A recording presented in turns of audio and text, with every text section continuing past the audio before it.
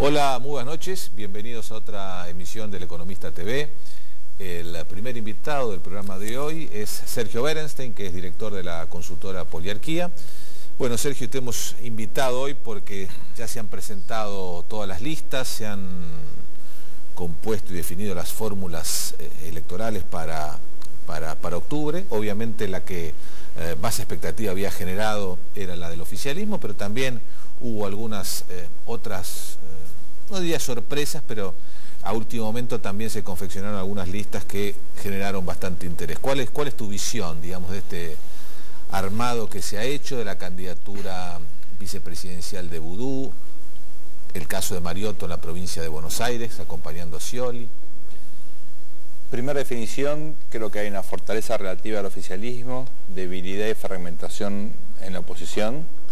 Me parece que cuando analizás los últimos 2 años de la política argentina, lo que llama poderosamente la atención es que las fuerzas que triunfaron en el 2009, en la elección de mitad de mandato de la gestión de Cristina, el Acuerdo Cívico y Social, Unión Pro, Peronismo Disidente, implosionaron. Nada de eso existe. A pesar del triunfo, uno tal vez en la derrota podría justificar la fragmentación de una alianza, pero fueron exitosas, implosionaron, y el oficialismo, que venía realmente en una derrota muy dura, logró reposicionarse y enfrenta hoy el contexto electoral con fortaleza relativa. Primera definición. Segunda definición, me parece que la presidenta impone lo que se está dando en llamar el cristinismo. Cristinismo, digamos, más allá del kirchnerismo y del peronismo tradicional, es una fuerza estructurada en función del liderazgo de la presidenta. Muy nítido. Creo que la selección tanto de Vudú como de Mariotto se encuadran dentro de este contexto, donde la presidenta busca modificar el equilibrio de poder en la coalición gobernante, morigerando la influencia del peronismo tradicional, CGT, intendentes del conurbano, e incrementando su influencia en la selección de candidatos, incluyendo obviamente a los jóvenes de la cámpora que han incrementado su participación en las listas en los legislativos. Y tercer hecho, digamos así, como para definir un poco el panorama electoral, incertidumbre, porque ahora a la presidenta se le abren 3 elecciones donde seguramente no va a tener resultados favorables, a diferencia de lo que ha ocurrido hasta ahora. Sí. Votaron en un conjunto importante de provincias, desde Salta hasta ayer Tierra del Fuego y Misiones, algo así como el 10% del electorado, pero ahora se abre realmente una coyuntura distinta con Ciudad de Buenos Aires, Santa Fe, Córdoba. Es casi eso, el 25% del padrón nacional, casi equivalente al conurbano bonaerense. Exactamente, donde la presidenta en Ciudad de Buenos Aires, bueno, hay una ventaja enorme por parte de Mauricio Macri y la campaña de firmos parece no terminar de arrancar.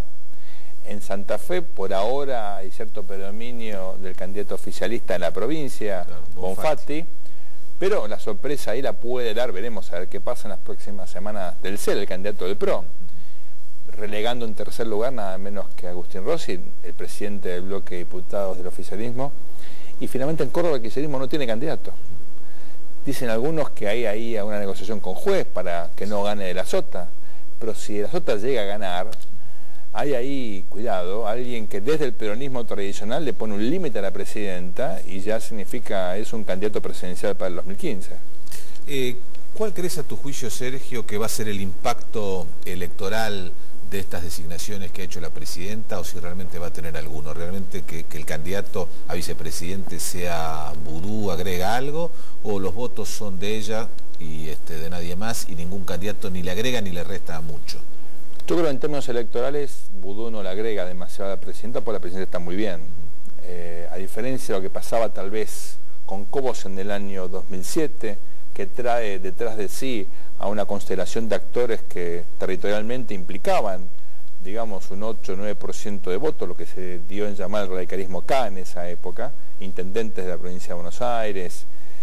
Ahora Boudou no viene con ese apoyo territorial y en todo caso le agrega dos elementos que tal vez la presidenta buscaba.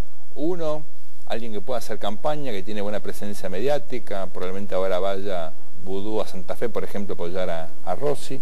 Y un segundo elemento, en la medida en que Javier González Fraga se constituye un referente mediático y político integrando la fórmula de Ricardo Alfonsín, bueno, Boudou puede también defender en todo caso la política económica del gobierno con un cargo de jerarquía equivalente, ¿no? Bueno, además en el caso tanto de Mariotto como de Boudou se pensó en dos personas que están, digamos, claramente identificadas con las dos medidas más transformadoras, si se quiere, de la gestión de Cristina, que fue la ley de medios y la estatización de las AFJP. Y polémicas también, ¿no? Sí, sí, no, claro, fueron polémicas, las dos tuvieron un trámite parlamentario extenso y complicado, pero de todas formas son las dos leyes que el gobierno presenta como las dos grandes transformaciones que se hicieron durante su gestión, ¿no? En la provincia de Buenos Aires el liderazgo de Scioli está fuerte, Mariotto ahí tampoco suma territorialmente. Claro. Lo que yo te diría ahí es que en términos relativos con el Scioli 2007, me parece que Alberto Balestrini representa un liderazgo mucho más fuerte y territorialmente significativo. Mariotto es una persona de Gran Buenos Aires, pero no tiene el armado que obviamente tenía alguien que había sido intendente, obviamente, de La Matanza. Obedece la candidatura de Balestrini y de Mariotto, obedecen a dos lógicas políticas totalmente diferentes. Claro, eso no tiene ningún punto de contacto. Pero yo creo que en ese sentido Scioli termina convirtiéndose en un pilar. Fíjate que Sabatella desapareció de la constelación oficial. Sí. ¿No? Creo que además le han pasarelas, mirá vos. Perdón, estamos muy mal. Habíamos prometido que no íbamos a hablar de fútbol, iba a decir Sabatella, le dije pasarela, andamos muy mal. Bueno, te digo que están equivalentes. Bueno, en su momento se pensaba que Sabatella iba a tener una lista de legisladores propios, finalmente dijeron que no, que tiene que ir, que le iban a dar algunos diputados en la lista del Frente para la Victoria y le dieron un lugar muy poco, bueno, a entrar, pero digamos bastante perdido en la lista. Exactamente. ¿No? Yo creo que es una expresión de estos juegos que se armaron en la previa a la selección de los candidatos, pero bueno, el hecho que la presidenta juegue una figura como Mariotto, tan identificada con ella en la fórmula con Scioli, pone de manifiesto que hay una apuesta a Scioli como el vector fundamental para arrastrar votos en la fórmula presidencial, ¿no? Sergio, yendo ahora un poco al terreno de la oposición, ¿no? Se instaló un poco esta idea de que finalmente las primarias abiertas, simultáneas y obligatorias previstas para el 14 de agosto, que en un momento, bueno, la oposición cuestionó que estaban hechas, si se quería, a la medida de las necesidades que tenía en algún momento Néstor Kirchner para meter a todo el peronismo dentro de una interna. Hoy parecería que son funcionales a la oposición, en términos de que podrían operar como una especie de gran primaria en la oposición y a partir de saberse cuál es la fuerza relativa de cada uno de los candidatos opositores, provocar una eventual polarización el 23 de octubre. ¿Lo ves así? Te diría que es como una suerte de ronda clasificatoria, como si fuera una carrera de Fórmula 1. Ah, por fin, yo no sé si ibas a ir con un ejemplo. No, basta de fútbol. Basta, ya con lo de Sabatella y Pasarela es suficiente.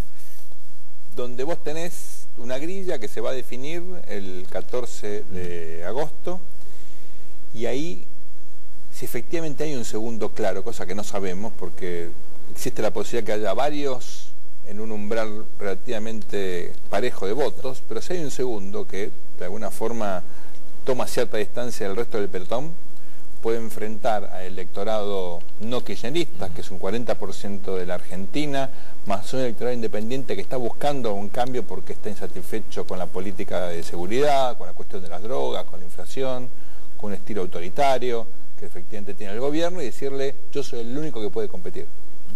Ahora, para eso hace falta que haya un segundo y hace falta que haya mucha credibilidad a la hora de expresar ese mensaje, porque sobre todo, si es Ricardo Alfonsín, aparece para bien o para mal el legado de la alianza, en términos de gobernabilidad, estabilidad política, capacidad de procesar tensiones y sobre todo, digamos, enfrentar el desafío de un peronismo a la oposición. Entonces, cuidado que aquí en el qué y en el cómo se juega buena parte de la credibilidad del candidato que intente seducir al electorado antikirchnerista independiente. ¿Vos crees que la situación electoral del gobierno se puede modificar o crees que ya las posibilidades que tiene de Cristina de obtener un triunfo muy amplio en la primera vuelta son, digamos, muy difícil que ese escenario cambie? La ventaja hoy es importante indudablemente, pero estamos comenzando las campañas en serio. Todavía no tenemos ni siquiera claramente definidos los mensajes del gobierno y de la oposición. Digamos, de Cristina, Cobos y vos, no sé si será Cristina Amado y vos, pero lo cierto es que tampoco sabemos si el gobierno va a tener un mensaje renovado o de defensa de la gestión. Y lo mismo ocurre con la oposición. Estamos por ver realmente cuáles van a ser las claves discursivas y los intentos de seducción al electorado. Es demasiado pronto para saber realmente la dinámica electoral en un contexto donde hay un escándalo de corrupción lamentablemente gravísimo que involucra nada menos que la política de vivienda, a las madres del Plaza de Mayo, a un personaje menor como Sorglender, pero representativo de la discrecionalidad en el manejo de los recursos públicos. Menor, digamos, no por la macana que se mandó, sino porque realmente cualquiera puede protagonizar eso cuando tenés esta falta de control por parte del Estado. Hay también una fuga de capitales que, como lamentablemente sabemos, está creciendo, o por lo menos está estancada en niveles muy altos, que preocupa como expresión de la falta de confianza que genera el gobierno.